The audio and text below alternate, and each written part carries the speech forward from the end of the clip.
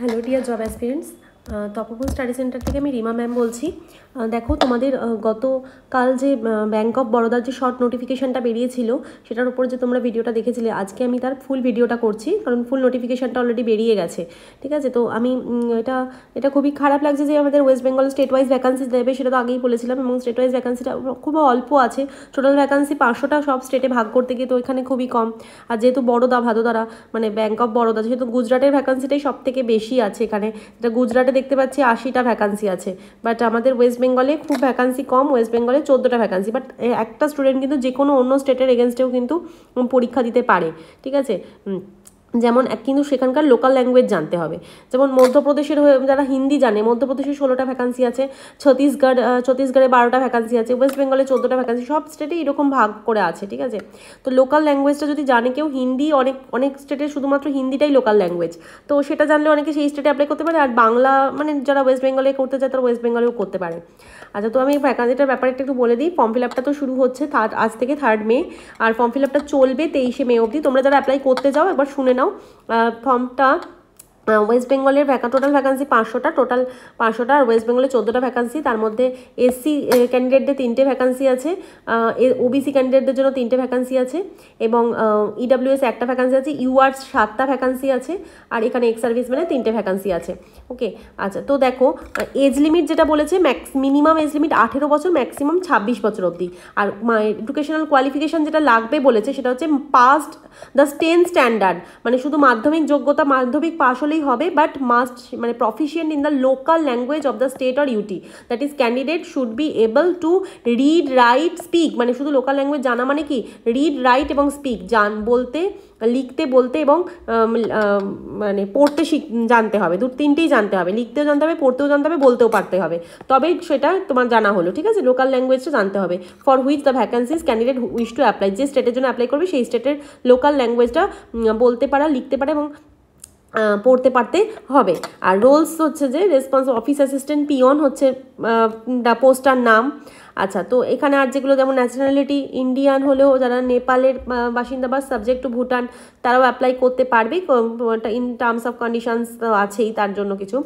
আচ্ছা, যেটা বলার এজ লিমিটটা তো বললাম, ম্যাক্সিমাম 26 বছর অ্যাজ পার গভর্নমেন্ট রুলস। যে রিল্যাক্সেশনগুলো থাকে যথারীতি, মানে এসটি ক্যান্ডিডেটদের জন্য 5 বছরের, ওবিসি ক্যান্ডিডেটদের জন্য 3 বছরের, এবং পিডাব্লিউবিডি ক্যান্ডিডেটদের জন্য 10 বছরের, এগুলো আছে। আচ্ছা, এবার দেখা যাবে যে যেটা বলছে যে যেটা ইম্পর্টেন্ট যেটা দেখার, যে এডুকেশনাল কোয়ালিফিকেশান দেখেছো। আচ্ছা, ফিজটা যেটা অ্যাপ্লিকেশান ফিজ যেটা লাগবে, ফিজটা হচ্ছে জেনারেল ক্যান্ডিডেটদের জন্য আর ইডাব্লিউএস এবং ওবিসি ক্যান্ডিডেটদের জন্য 600 টাকা প্লাস অ্যাপ্লিকেবল ট্যাক্সেস। আর আদার্স ক্যান্ডিডেট মানে এসসি, এসটি, পিডাব্লিউবিডি এবং এক্স সার্ভিসম্যান বা উমেন ক্যান্ডিডেটদের জন্য কিন্তু 100 টাকা প্লাস অ্যাপ্লিকেবল ট্যাক্সেস, এটা ফিজ লাগছে।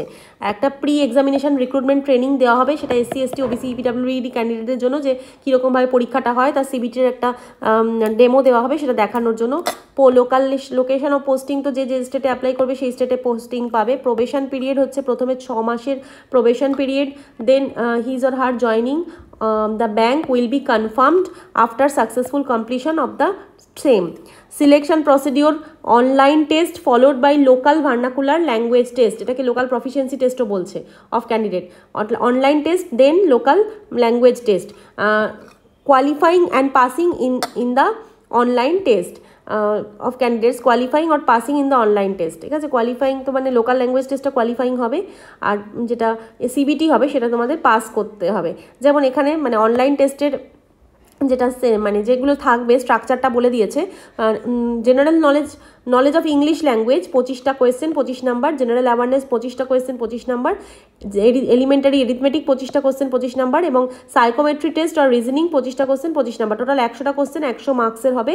এবং mode of medium of test সেটা ইংলিশ হবে, শুধুমাত্র ইংলিশটা ইংলিশেই হবে, আর বাকি যেগুলো আছে জেনারেল অ্যাওয়ারনেস, এরিথমেটিক বা রিজনিং, এগুলো ইংলিশ, হিন্দি এবং official language of state R UT, মানে সেই যে ইউটিতে বা যে স্টেটের হয়ে পরীক্ষা দিচ্ছ সেই স্টেটের যে অফিসিয়াল ল্যাঙ্গুয়েজ বা ইউটি যে অফিসিয়াল ল্যাঙ্গুয়েজ সেই ভাষাতে হবে, ইংলিশ এবং হিন্দিটা থাকবে, এবং তার সাথে সেই স্টেটের অফিসিয়াল ল্যাঙ্গুয়েজে পরীক্ষাটা হবে।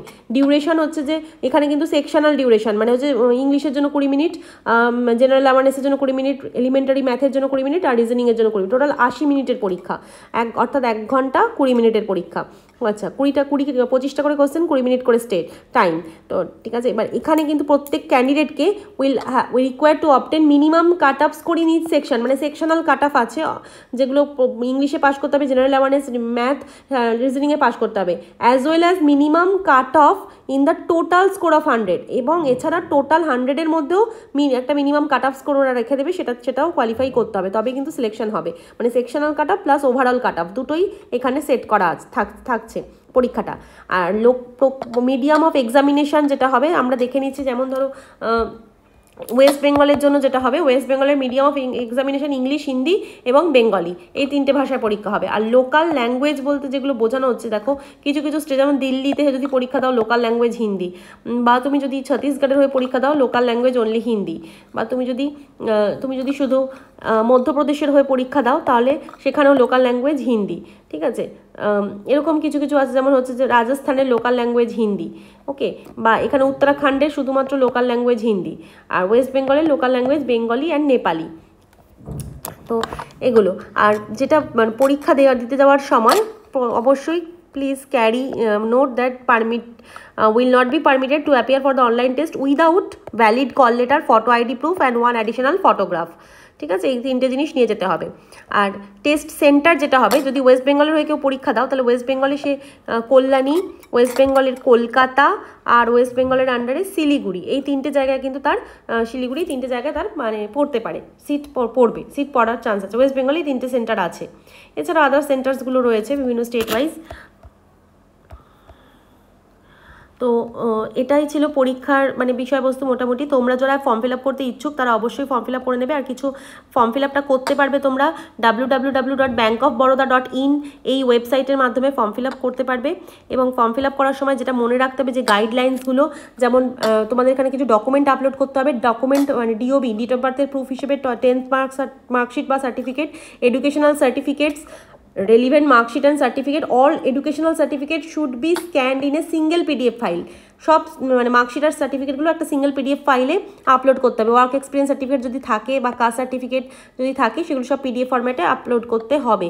এবং যেটা মনে রাখতে হবে যে ফটোগ্রাফটা কিন্তু গাইডলাইন্স ফর ফটোগ্রাফ ক্যাপচার, এখানে কিন্তু candidates will also be required to capture and upload their live photograph either by using web cam or mobile phone, ঠিক আছে।